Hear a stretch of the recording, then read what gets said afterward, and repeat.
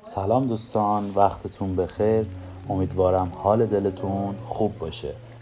بچه ها امروز اومدیم با آموزش نصب نرم افزار کورل دراو. قبل از آموزش دادن این برنامه ببینیم که این نرم افزار به چه شکلی نصب میشه. من ورژن 22 رو انتخاب کردم و از سایت سافت 98 دانلودش کردم. بریم ببینیم به چه شکلی نصب میشه و چه مراحلی رو باید انجام بدیم. خب برای نصب کردن برنامه کورلمون وقتی که کورل رو دانلودش میکنیم به یه حالت زیپ بهمون میده که من اون رو اکسترکتش میکنم و به فایل تبدیلش میکنم. وقتی برنامه رو باز کنیم با یه همچین صفحه‌ای مواجه میشیم که ما با کیژنش کار داریم، گزینه اول، و این ستاپ خود نصب برنامه کورل. روی ستاپ دابل کلیک میکنیم، باز میکنیم، این قسمت برامون باز میشه. مطمئن باشین، حواستون باشه که این I have a serial number رو تیکش رو فعال کنید. اسمی که میخواین دلخواه رون برای خودتون ایجاد کنین، اسمی که میخواین رو بزنید. بعد میایم تو قسمت این پوشه برنامه‌مون کیژن رو باز میکنیم و این گزینه خود کیژن اصلی رو بازش میکنیم. حواستون باشه وقتی که شما تو طول نصب هستین این صفحه کیژن نباید بسته بشه، به خاطر اینکه سریال نامبر رو ما میخوایم از این قسمت برداریم و توی این قسمت بذاریم و آخرین قسمت نصبمون میخوایم اکتیو کنیم. پس حتما باید سریال نامبری که اینجا وارد کردیم و آخر نصب وقتی میخوایم اکتیو کنیم یکی باشن همشون با هم. این قسمت توی قسمت سلکت پروداکت ما کورلی که میخوایم نصب کنیم، من کورل 2020 ورژن 22 رو میخوام نصب کنم. این گزینه رو میذارم روی کورل 2020 کورل دراو.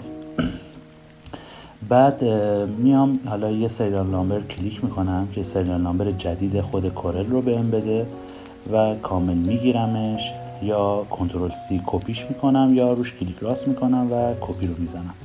میام تو قسمت برنامه‌ام، روی ستاپ برنامه‌ام، توی این قسمت سریال نامبر کلیک راست میکنم یا کنترل وی میزنم که سریال نامبری که توی کیژن برنامه کپی کردم رو توی ستاپ برنامه بذارمش. این قسمت که تکمیل شد نکس میزنیم. این قسمت ما نرم افزار کورلی که میخوایم نصب کنیم 4 تا نرم افزار داره. میام تو قسمت کاستوم اینستالیشن، وقتی که باز میکنم این 4 تا برنامه کورل رو به هم میده. من میخوام فقط به نرم افزار کورل رو نصب کنم و بقیه برنامه هاش رو به کارم نمیاد و لازم ندارم. فقط تیک خود کورل دراو رو فعال میذارم باشه و نکس رو میزنم. این قسمت چیز خاصی نیست، تیکاش باید فعال بشه. دوباره نکس رو میزنم. اینجا مسیر نصب رو میخواد که من پیشنهاد میکنم حتما تو درایو سی و پروگرام فایلز همون چیزی که خودش اول بار بهمون میده رو بذاریم باشه. این قسمت رو هم برای زبانش هستش که میذاریم رو همون چیزی که هست باشه و اینستال نو رو کلیک میکنیم و منتظر میشیم که نرم افزارمون رو نصب کنه. یکم زمان بر هستش، بذار اجازه بدیم نصب کنه تا در ادامه نصب توضیحات ادامه رو بهتون بدم.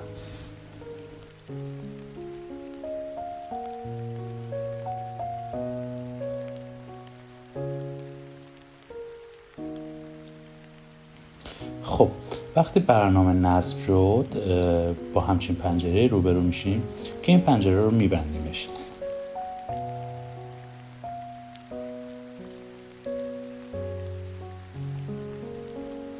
وقتی بستیم پنجره رو، همچنان ما این پنجره کیژن رو نمیبندیم و میذاریم باز باشه. وقتی میبینیم که برنامه که نصب شد اینجا قرار گرفته ولی ما نباید برنامه رو اجرا کنیم. وقتی که تموم شد، اگر هم احیانا خود برنامه به صورت اتوماتیک باز شد، سریعا برنامه رو ببندید.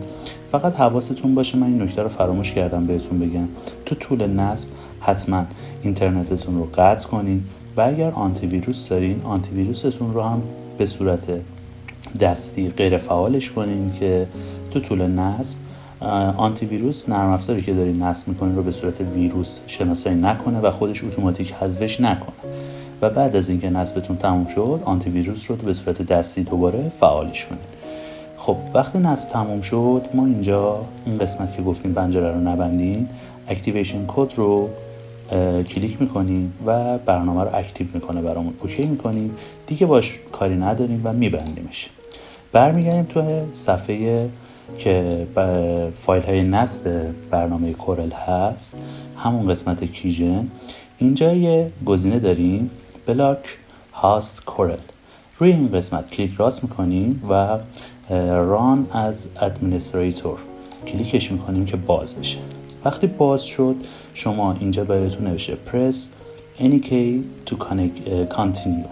وقتی این گزینه رو دیدین فقط لازمه که یک بار اینتر روی کیبوردتون رو بزنین تا براتون بلاک کنه نرم افزار رو، که یه وقتی ویندوزتون اگر آپدیت شد یا آنتی ویروس داشتین برای احتیاط برنامه رو پاک نکنه و از لایسنسش خارج نکنه. این که تموم شد نصب ما کامل شده و صفحه رو میبندیم و روی برنامه‌مون حالا میتونین هم دابل کلیک کنین یا هم میتونین کلیک راست کنین و اوپن رو بزنین، برنامه رو بازش کنین. خب منتظر میمونیم برنامه باز بشه که مطمئن بشیم نصب برنامه‌مون کامل شد. این قسمت یه پیغامی بهمون میده که یه سری گزینه ها رو داره که میخواد توضیح بده برنامه کورل به چه صورتی هست، چی هست و آپدیتش و اینا رو بهمون بگه، که با این صفحه هم کاری نداریم و این گزینه رو کلیک میکنیم.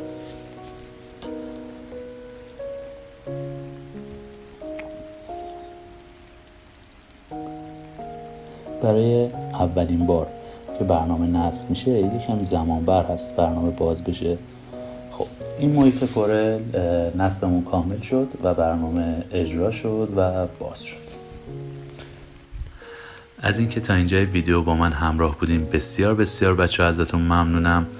فراموش نکنین لطفاً ویدیو من رو لایک کنین، پیج من رو سابسکرایب کنین، زنگوله رو هم بزنین.